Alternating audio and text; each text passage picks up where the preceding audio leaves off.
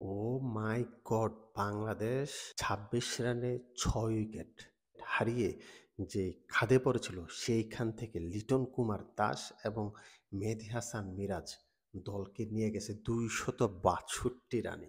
৯ রানে পাকিস্তানের ২ উইকেটের পতন।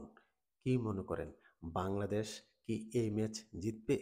এই ম্যাচ ড্র হবে না। বাংলাদেশ না হয় পাকিস্তান জিতবে।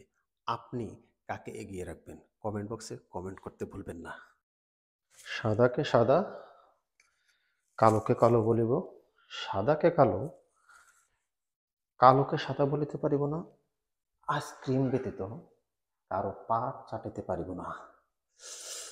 Hello viewers, it's me Roni bro. Welcome to another new video.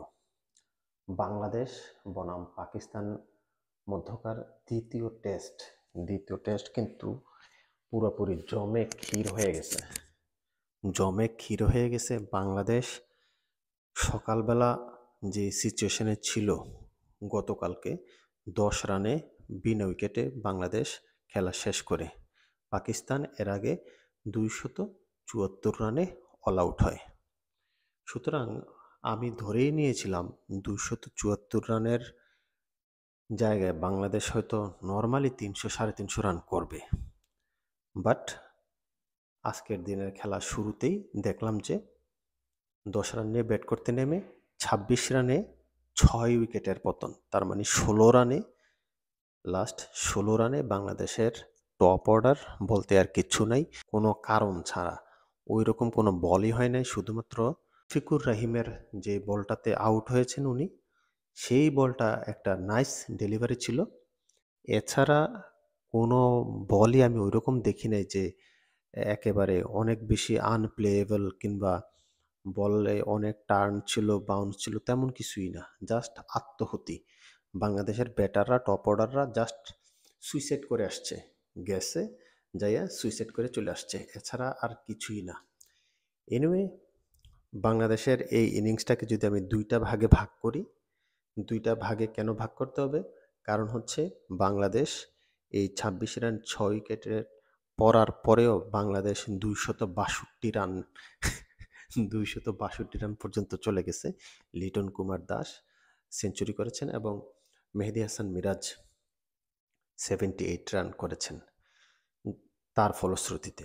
Anyway ২ টা ভাগে যদি ভাগ করতে চাই, প্রথমে যে ৬ উইকেটে ২৬ রান, পরবর্তীতে সেই ২৬ রান থেকে এই পার্টনারশিপ মেহেদী হাসান মিরাজ এবং লিটন কুমার দাস, পরবর্তীতে যখন মেহেদী হাসান মিরাজ আউট হয়ে গেল, হাসান যে বোলার, পেস বোলার, যথেষ্ট মানে কি বলে সাপোর্ট দিয়েছে। এক কথায় যথেষ্ট সাপোর্ট দিয়েছে লিটন কুমার দাসকে। তো প্রথম দিকে যেই ২৬ রানে ৬ উইকেট, সেটা নিয়ে আমার আর কোনো মানে কথা বলারই রুচি নেই। যে এত বাজে ব্যাট করতে পারে একটা দল, একটা দলের টপ অর্ডার এত বাজেভাবে আউট হইতে পারে। কার কথা বলবো? সাদমান, জাকির, তারপরে সাদমানের, জাকিরের তো একটা ক্যাচ মানে কি পাকিস্তানের ফিল্ডার আবরার ধরতে পারে নাই, সামনে ড্রপ খাইছে, তারপরেও সে এটা ক্যাচ বলে দাবি করলো। কেন বুঝলাম না, সে উদযাপনও করলো। এটা আসলে ঠিক না। তো এনিওয়ে, কোনো ব্যাটারই ভালো ব্যাট করতে পারে নাই টপ অর্ডাররা। মুশফিক একমাত্র একটা ভালো বলে আউট হয়েছে। আর তাছাড়া শান্ত, সাকিব, মমিনুল, প্রতিটা ব্যাটসম্যান জাস্ট উইকেট থ্রো করে দিয়ে আসছে। এছাড়া আর কিছুই না। জাস্ট তাদের উইকেটটা দিয়ে আসছে, এছাড়া কিছুই না। কিন্তু পরবর্তীতে বাংলাদেশ যেভাবে ঘুরে দাঁড়িয়েছে, টোটালি ওয়ান ডে স্টাইলে ব্যাট করলো দেখলাম মেহেদী হাসান মিরাজ এবং লিটন কুমার দাস। খুররামের ১ ওভারে ১৭ রান, ৩ টা ৪, ৪ টা ৪, যথেষ্টভাবে মাইর খাইছে। যদিও খুররাম প্রথমে ৬ উইকেটের জায়গায় ৪ উইকেটে সে পাইছিল, পরবর্তীতে যথেষ্ট মাইর খাইছে। তো বাংলাদেশের যে ২৬২ রানের পিছনে লিটন কুমার দাস আউটস্ট্যান্ডিং ব্যাট করেছে, ৪ টা ৬ মারছে।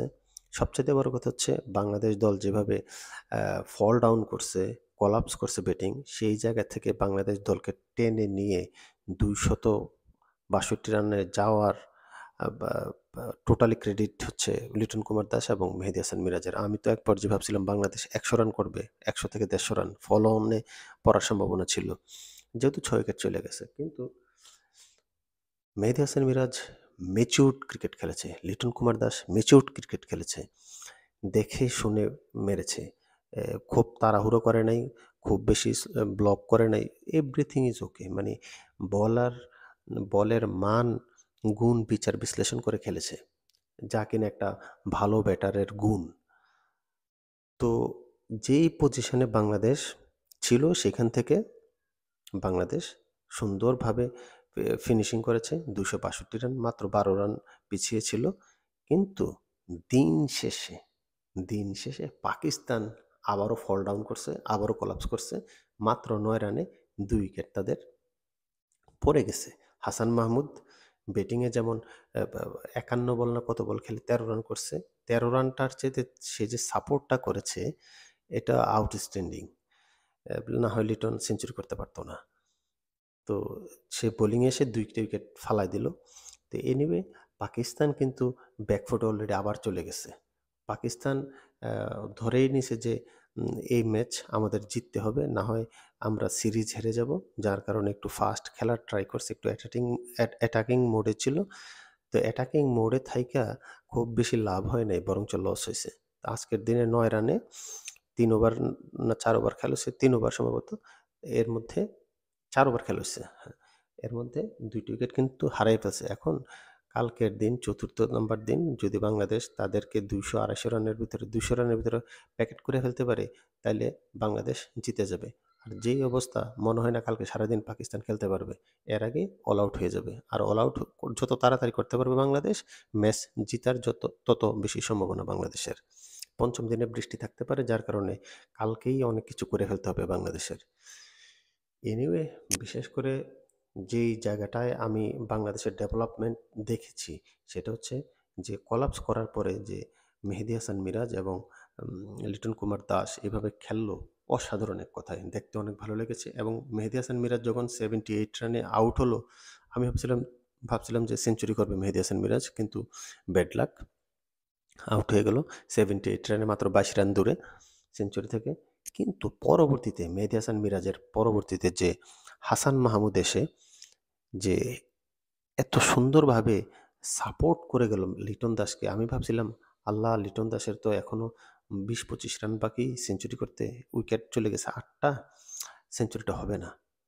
কারণ লিটন নন স্ট্রাইকে গেলে হয়তো স্ট্রাইক প্রান্তে যে থাকবে আউট হয়ে যাবে, কিন্তু না, হাসান মাহমুদ এত সুন্দরভাবে মানে সাপোর্ট করে গেছে, মানে ১৫-২০ বল পর্যন্ত সে রানই নেয় নাই। আউটস্ট্যান্ডিং, মানে যা দরকার ছিল তার কাছ থেকে সে তাই দিছে, লিটনকে সাহায্য করে গেছে। এনিওয়ে হাসান মাহমুদ ৫১ বলে সম্ভবত ১৩ রান করেছে। যথেষ্ট, যথেষ্ট ভালো খেলছে, যথেষ্ট ভালো খেলছে।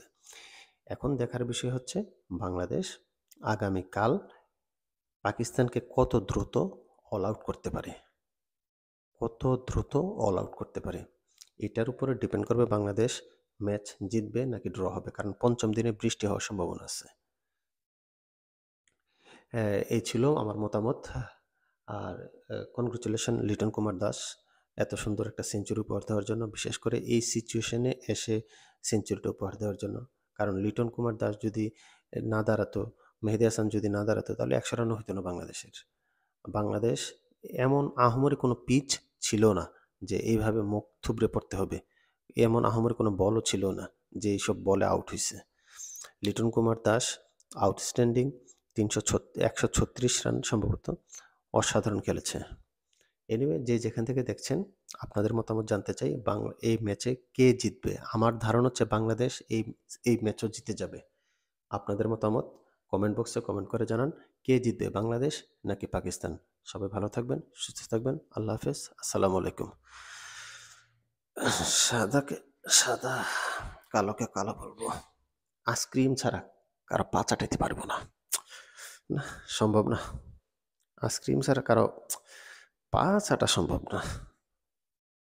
হইলে হইব, না হইলে নেই, পা চাটতে পারবো না।